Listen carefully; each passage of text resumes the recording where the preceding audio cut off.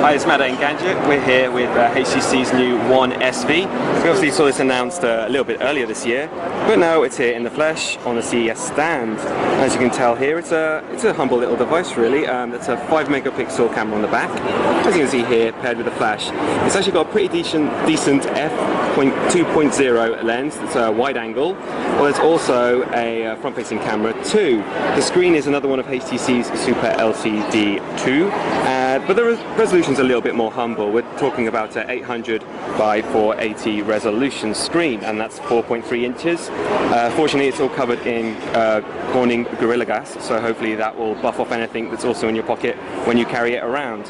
Now, this is actually the Cricket version running on their new 4G network. It'll be exclusive to them in the US, and we haven't heard yet about whether there's any release plans quite just yet in Europe.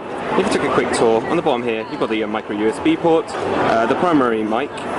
Tour around to the edge, nothing in particular here, like most HTC family phones.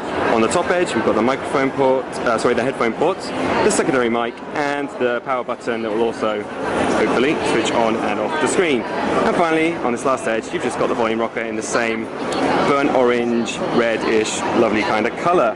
It's actually surprisingly thin, and it fits in your hand very nice indeed. If you've seen our hands-ons or reviews of the Desire X and Desire C, you'll see the kind of humbler spec we're dealing with here, but it's a relatively decent spec. There's a 1.5 gigahertz dual-core processor from Snapdragon. It's an S4.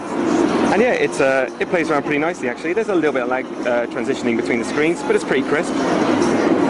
Anyway, we'll be getting a review to you pretty soon, and it's going to be very brief, hands-on with the new One SV from HTC.